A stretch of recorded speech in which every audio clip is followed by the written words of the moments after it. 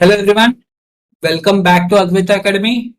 So last వీడియోలో మనము ఒక కంప్లీట్ రో ఆఫ్ జీరోస్ అక్కర్ అయినప్పుడు ఏం చేయాలి అనేది డిఫికల్టీ 2 అనే కాన్సెప్ట్ లో కంప్లీట్ గా డిస్కస్ చేసినాం కదా, RH క్రైటీరియన్ కాన్సెప్ట్ లో. సో ఈ వీడియోలో ఆ కాన్సెప్ట్ మీద ఒక ప్రాబ్లం సాల్వ్ చేద్దాం, ఓకేనా? సో ఈ ప్రాబ్లం చేస్తున్నప్పుడు కూడా చాలా కాన్సెప్ట్స్ వస్తాయి కాబట్టి ఈ ప్రాబ్లం ని జాగ్రత్తగా వినండి. ఓకే, సో మనము లాస్ట్ వీడియోలో డిస్కస్ చేసిన కాన్సెప్ట్స్ అన్ని మళ్ళీ ఒకసారి ఈ వీడియోలో రివైజ్ అవుతాయి, ఎందుకంటే ఈ ప్రాబ్లం చేసేటప్పుడు మనకు ఆ వీడియోలో డిస్కస్ చేసిన ప్రతి పాయింట్ మళ్ళీ ఇక్కడ కూడా అవసరం అవుతుంది కాబట్టి నేను మళ్ళీ దాన్ని రివైజ్ చేస్తాను. జాగ్రత్తగా ఈ ప్రాబ్లం ని అర్థం చేసుకోండి, ఓకేనా? రైట్, క్వశ్చన్ చూడండి. Determine the stability of the system having following characteristic equation అని చెప్పేసి మనకు క్యారెక్టరిస్టిక్ ఈక్వేషన్ ఇచ్చినారు. s⁴ 6 + s⁴ 5 + 5s⁴ 4 + 3s³ + 2s² - 4s - 8 = 0.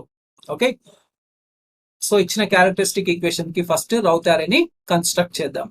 Okay, ఇక్కడ హైయెస్ట్ పవర్ s⁴ 6 కాబట్టి s⁴ 6 s⁴ 5 s⁴ 4 s³ s², s⁴ 1 s⁴0.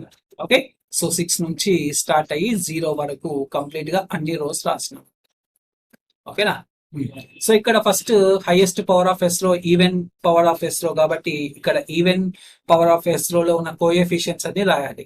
So even power of s అన్నప్పుడు ఇక్కడ s⁴ 6 s⁴ 4 s² constant. So s⁴ 6 coefficient 1, s⁴ coefficient 5, s² coefficient 2 and constant -8. So 1 5 2 -8 అది రాస్తాను చూడండి. 1 5 2 -8. Okay, next s⁴ 5 అంటే odd powers, అవునా? Odd powers of s coefficients, odd powers of s coefficients చూడండి. So ఇక్కడ odd power of s⁴ 5 s³ s ఉన్నాయి. So s⁴ 5 coefficient 1, s³ coefficient 3, s coefficient -4. So 1 3 -4 అది రాస్తాం చూడండి. ఇక్కడ 1 3 -4 ఇది ఏం లేదు కాబట్టి 0 రాసుకోవచ్చు, ఓకేనా? సో అంతే, ఓకేనా? రైట్, సో ఇప్పుడు ఇంకా s⁴ మనం కనుక్కోవాలి. So 1 × 5 5 -3 × 1 2, sorry 5 - 3 divided by 1. So అంటే 2/1 విచ్ ఇస్ ఈక్వల్ టు 2 అయిపోతుంది, అవునా? సో 1 × 5 5 -3 × 1 అంటే 3, 5 - 3 divided by 1. So divided by 1 అన్నప్పుడు 2/1 which is equal to 2. Next 1 × 2 2 -4 × 1 అంటే -4. So 2 - divided by 1. సో 2 - 4 అంటే 2 + 4 అవుతుంది. 2 + 4 అంటే 6, 6/1 ఉన్నా కూడా 6 కాబట్టి ఇక్కడ 6 వస్తుంది. Next 1 × -8 -8 0 × 1 0 divided by 1. సో -8/1 కాబట్టి -8 వస్తుంది ఇక్కడ. దిస్ ఈస్ 0, ఓకేనా? This is 0. సో ఇప్పుడు మీరు జాగ్రత్తగా చూస్తే ఇది రైట్ కింద s³ ఏమైపోతుంది చెప్పండి. s³ అంతా కూడా మనకు రో ఆఫ్ జీరోస్ అయిపోతాయి, అవునా కదా? చెప్పండి. ఎందుకంటే ఇక్కడ 2 అనేది ఇది s⁴ లో మనకి ఇక్కడ మల్టిపుల్స్ ఆఫ్ 2 ఇవన్నీ కూడా. సో 2ని 1 తో క్యాన్సిల్ చేయండి. So 2 3s 2 -4s. సో ఇక్కడ 1 3 -4 0, ఇక్కడ కూడా 1 3 -4 0. సో ఇట్లా 2 సక్సెసివ్ గా ఉండే రోస్ లో ఎలిమెంట్స్ కనుక సేమ్ ఉంటే నెక్స్ట్ రో ఖచ్చితంగా 0 వస్తుందని చెప్పినాను కదా, అవునా కదా? ఇదే కదా మన డిఫికల్టీ 2, రైట్? కాబట్టి కంపల్సరీగా మనకి ఇక్కడ రో ఆఫ్ జీరోస్ వస్తాయి. లేదంటే మామూలుగా చేయండి. 2 3s 6 -6 × 1 6 6 - 6 అన్నప్పుడు 0. 2 × -4 -8 -8 × 1 -8. సో బై 2 వస్తుంది. కాకపోతే ఇక్కడ -8 ఈ -8 ఏమవుతుంది +8. సో -8 + 8 డివైడెడ్ బై 2 అంటే 0 అయిపోతుంది. కాబట్టి ఇది కూడా 0 అవుతుంది. మళ్ళీ 2 × 0 0 0 × 1 0 కాబట్టి ఇది కూడా 0 అయిపోతుంది. కాబట్టి మనకు కంప్లీట్ గా రో ఆఫ్ జీరోస్ వచ్చేస్తాయి అనమాట, అవునా? రో ఆఫ్ జీరోస్ వస్తాయి. సో ఈ రో ఆఫ్ జీరోస్ వచ్చినప్పుడు ఏం చేయమన్నా, నేను ఆక్సిలరీ ఈక్వేషన్ ఫామ్ చేయమన్నా. ఎక్కడ ఫామ్ చేయాలి? ఎక్కడైతే మనకు రో ఆఫ్ జీరోస్ వచ్చిందో ఆ రో పైన ఉన్న రోని ఆక్సిలరీ ఈక్వేషన్ గా ఫామ్ చేయాలి. ఇక్కడ ఆక్సిలరీ ఈక్వేషన్ ఫామ్ చేయాలి, ఓకేనా? సో నేను ఇది ఆల్రెడీ చెప్పినాను మీకు. ఈ ఆక్సిలరీ ఈక్వేషన్ ఎలా ఫామ్ చేయాలి, ఇక్కడ ఎస్ పవర్ 4 ఉంటే ఇక్కడ కూడా ఎస్ పవర్ 4 అంటే ఈవెన్ పవర్స్ రాయాలన్నమాట. ఇక్కడ ఏం రాస్తారు 6x², ఇది కాన్స్టెంట్. ఓకే, ఈ మూడింటిని యాడ్ చేయాలి. సో ఇక్కడ +(-8) అంటే కూడా -8 అయిపోతుంది. కాబట్టి ఇక్కడ ఆక్సిలరీ ఈక్వేషన్ ఏం రాయొచ్చు మనము, ఆక్సిలరీ ఈక్వేషన్ ఈస్ 2s², ఏమని చెప్పండి, 2s పవర్ 4 కదా, I'm really sorry, 2s power 4 plus 6s² minus 8. చూడండి అదే కదా, 2s power 4 plus 6s² minus 8. Okay, so ఇలా మీరు ఆక్సిలరీ ఈక్వేషన్ ని ఫస్ట్ ఫామ్ చేయాలి. ఓకే, రో ఆఫ్ జీరోస్ వచ్చినప్పుడు ఆక్సిలరీ ఈక్వేషన్ ని ఫామ్ చేయాలి. సో ఆ తర్వాత ఏం చేయమన్నా, డిఫరెన్షియేట్ చేయాలి. ఆక్సిలరీ ఈక్వేషన్ ని ఎస్ తో డిఫరెన్షియేట్ చేయాలి. Okay, 2 into s power 4 differentiation ఎంత, 4s³ ప్లస్ 6 ఇంటూ 6 కాన్స్టెంట్ కాబట్టి బయట రాస్తున్నా, d/ds ఆఫ్ s² అంటే 2s. కాబట్టి ఇది 2 4s 8s³ plus 6 2s 12s అయిపోతుంది అనమాట. ఓకే, సో ఇవి మల్టిపుల్స్ ఆఫ్ 4 కదా, ఇక్కడ కోఎఫిషియన్స్ వచ్చేసి 8 12 వస్తుంది. సో ఇవి మల్టిపుల్స్ ఆఫ్ 4 కాబట్టి 4 2s 4 3s, కాబట్టి 8 12 రాసే బదులు 2 3 అని రాసేయచ్చు. 8 12 అని రాసే బదులు, because they are multiples of 4, 2 3 అని కూడా రాయొచ్చు. కాబట్టి ఇవి ఎక్కడ సబ్స్టిట్యూట్ చేయాలి, రో ఆఫ్ జీరోస్ దగ్గర సబ్స్టిట్యూట్ చేయాలి. ఈ కోఎఫిషియన్స్ ని రో ఆఫ్ జీరోస్ దగ్గర సబ్స్టిట్యూట్ చేయాలి. ఓకేనా, ఈ డిఫరెంట్ ఇదేమో DAE/DS అన్నమాట. ఓకేనా, సో దీని నుంచి మనం కోఎఫిషియన్స్ తీసుకున్నాము. ఆ కోఎఫిషియన్స్ కూడా మనకు మల్టిపుల్ ఆఫ్ 4 ఉంది కాబట్టి క్యాన్సిల్ చేసి 2 3 తీసుకున్నాము. ఈ 2 3 ని ఇక్కడ మనకు రో ఆఫ్ జీరోస్ దగ్గర సబ్స్టిట్యూట్ చేయాలన్నమాట. ఓకేనా, సబ్స్టిట్యూట్ చేయాలి. ఇప్పుడు మళ్ళీ రో థియరీని కంటిన్యూ చేయొచ్చు. 2 into 6 12 minus 3 into 2 6 by 2, 12 minus 6 12 minus 6 by 2 అన్నప్పుడు 12 మైనస్ 6 అంటే 6 బై 2 అంటే 3. ఓకే, కాబట్టి ఇక్కడ 3 వస్తుంది. Next 2 into -8 -16. Next 0 into 2 0 divided by 2 so ఇక్కడ -8 వస్తుంది. కాబట్టి ఇక్కడ -8. నెక్స్ట్ 2 ఇంటూ 0 0 0 ఇంటూ 2 0, కాబట్టి రెండు కూడా 0 అయిపోతుంది. ఓకే, సో ఇక్కడికి కూడా -8 వస్తుంది. అంతే, ఇదే రూల్ చూడండి, ఇందాక మనం రాసినాం కదా,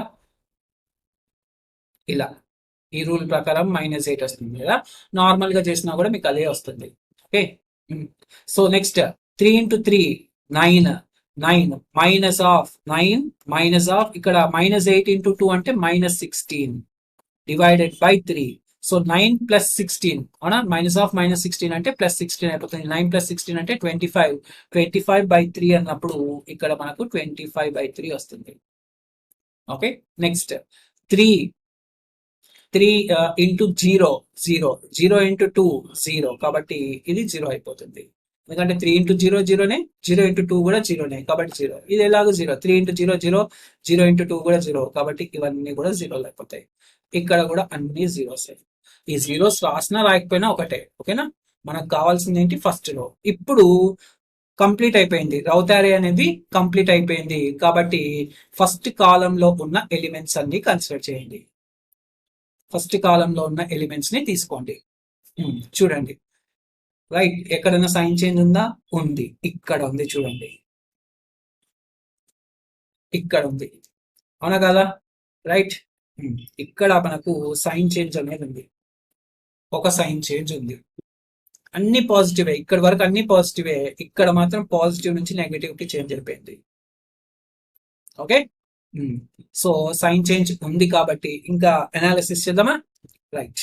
సో ఫస్ట్ ఈ ఆక్సిలరీ ఈక్వేషన్ ఫామ్ అయింది కదా, ఈ ఆక్సిలరీ ఈక్వేషన్ యొక్క రూట్స్ కనుక్కుందాం. ఓకేనా, సో ఇక్కడ ఆక్సిలరీ ఈక్వేషన్ యొక్క రూట్స్ కనుక్కోవాలంటే =0 చేయాలి. అప్పుడు ఏమైతుంది, 2s⁴ 2 కామన్ తీయచ్చు కదా, 2 కామన్ తీయండి అన్నిట్లో, because everything is a multiple of 2 కాబట్టి ఇక్కడ 2 కామన్ తీస్తే s⁴ ప్లస్ 3s² మైనస్ 4 = 0 అయిపోతుంది. కాబట్టి ఈ 2 కూడా ఇటు సైడ్ వస్తే 0/2 అయిపోతుంది. కాబట్టి s⁴ ప్లస్ 3s² మైనస్ 4 = 0 అయిపోతుంది. లెట్ s² x, అప్పుడు s⁴ ఏమైతుంది, x² అయిపోతుంది. ఓకే, సో కాబట్టి ఈక్వేషన్ నేను రాసుకోవచ్చు, x² ప్లస్ 3x మైనస్ 4 = 0. ఎందుకంటే 3 ఇంటూ ఇక్కడ s² ఉంది, s² ని x అనుకున్నాం కదా, okay, s power 4 x square అనుకున్నాం. సో అప్పుడు ఇక్కడ ఫ్యాక్టర్స్ ఏం రాయొచ్చు మనము? ఫ్యాక్టర్స్ 3s స్క్వేర్ అంటే 4 అండ్ -1 రాయొచ్చు. So X square plus 4x minus 4 is equal to 0 రాయొచ్చు. ఇక్కడ ఎక్స్ కామన్ తీస్తే ఫస్ట్ టూ టర్మ్స్ లో x ప్లస్ 4 వస్తుంది. ఇక్కడ -1 కామన్ తీస్తే x ప్లస్ 4 వస్తుంది is equal to 0. X plus 4 into x minus 1 is equal to 0 అయిపోతుంది. అవునా? కాబట్టి ఎక్స్ ప్లస్ 4 ని 0 కి ఈక్వల్ చేస్తే x plus 4 is equal to 0 అన్నా కావచ్చు, లేదా x minus 1 is equal to 0 కావచ్చు. అవునా కదా? X plus 4 into x minus 1 is equal to 0 అంటే x plus 4 is equal to 0 or x minus 1 is equal to 0. కాబట్టి ఎక్స్ ఇస్ ఈక్వల్ టు -4 రాయొచ్చు, ఇక్కడ ఎక్స్ ఇస్ ఈక్వల్ టు 1 రాయొచ్చు. And what is x again? X is equal to s square కదా, మనం అనుకున్నది x s square కాబట్టి so ఇక్కడ ఏం రాయొచ్చు? S square is equal to -4, ఇక్కడ s square is equal to 1. S square is equal to 1 అయినప్పుడు s is equal to plus or -1 అయిపోతుంది. S square is equal to -4 అయినప్పుడు s is equal to plus or minus root of -4 అయిపోతుంది. Root of -4 ని root of -1 into √4 రాయొచ్చు. Root of -1 ని j రాయొచ్చు, plus or minus j into √4 అంటే 2 రాయొచ్చు. Okay, ఇవి క్లోజ్డ్ లూప్ పోల్స్ అన్నమాట. అది చెప్పినాను కదా మీకు లాస్ట్ వీడియోలో. The roots of characteristic equations are nothing but closed loop poles which are symmetrical about origin. చూడండి, ఇప్పుడు డ్రా చేస్తున్నాను జాగ్రత్తగా. ఇక్కడ నుంచి నేను ఒక ఇంపార్టెంట్ పాయింట్ ని చెప్పబోతున్నాను, జాగ్రత్తగా వినండి. సో ఇక్కడ ఇది జే ఒమేగా యాక్సిస్, ఇది కూడా -j⍵ యాక్సిస్, ఇది సిగ్మా, ఇది -σ. సో ఇప్పుడు మనకి రెండు పోల్స్ ఉన్నాయి. ఇక్కడ s ఈజ్ ఈక్వల్ టు +1 -1 దగ్గర. అవునా? సో +1 దగ్గర ఒకటి, -1 దగ్గర ఒకటి. సో ఇక్కడ -1 దగ్గర ఇక్కడ ఉంటే +1 దగ్గర ఇక్కడ ఉన్నాయి. ఈ రెండు కూడా మనకేంటి? Symmetrical poles. ఈ రెండు కూడా మనకేంటి? Symmetrical poles. అవునా? ఎందుకంటే ఆరిజిన్ నుంచి +1 ఎంత దూరంలో ఉందో ఆరిజిన్ నుంచి -1 కూడా అంతే దూరంలో ఉంటుంది కాబట్టి ఆ రెండు సిమెట్రికల్ పోల్స్. అలాగే J2 దగ్గర ఒకటి, -J2 దగ్గర ఒకటి ఉంది. అవునా? సో +J2 దగ్గర ఒకటి, -J2 దగ్గర ఒకటి. ఈ రెండు కూడా మనకు సిమెట్రికల్ పోల్సే. అవునా కాదా? ఎందుకంటే ఆరిజిన్ నుంచి J2 ఎంత దూరంలో ఉందో అదే ఆరిజిన్ నుంచి -J2 కూడా అంతే దూరంలో ఉంటుంది. కాబట్టి there are 4 symmetrical poles. Okay, so there are 4 symmetrical poles. So 4 symmetrical poles. అవునా కదా? 4 సిమెట్రికల్ పోల్స్ ఉన్నాయి. ఓకే, ఎలా వచ్చినాయి ఈ 4 symmetrical poles? Because it is equal to order of auxiliary equation. ఆ పాయింట్ కూడా చెప్పినాను. అవునా? Number of symmetrical poles is given by order of auxiliary equation. ఇక్కడ ఆర్డర్ ఎంత ఉంది? 4 ఉంది. కాబట్టి ఆర్డర్ ఆఫ్ ఆక్సిలరేషన్ 4 కాబట్టి మనకు నెంబర్ ఆఫ్ సిమెట్రికల్ పోల్స్ కూడా 4 వచ్చినాయి. నెంబర్ ఆఫ్ సిమెట్రికల్ పోల్స్ కూడా మనకి ఎన్ని వచ్చినాయి? 4 వచ్చినాయి. సో ఎప్పుడైతే non repeated poles on imaginary axis ఉంది, ఒక పోల్ మనకు right half of s plane లో ఉందో system is unstable.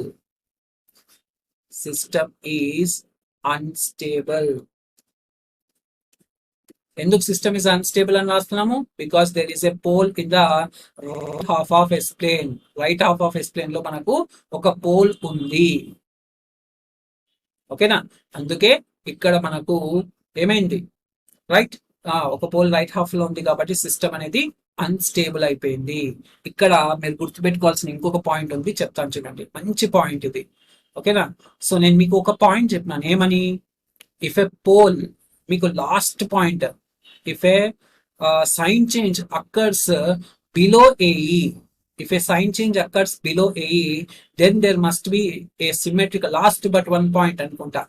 Okay, so last వీడియోలో మనము లాస్ట్ బట్ వన్ పాయింట్ ఒకటి డిస్కస్ చేసినాం. ఏంటది? ఇఫే, ఆ పాయింట్ రాస్తాను చూడండి ఎందుకంటే ఇంపార్టెంట్ కాబట్టి. If a sign change occurs below AE, auxiliary equation. Okay, AE represents auxiliary equation. If a sign change occurs below AE, then there must be a symmetrical pole.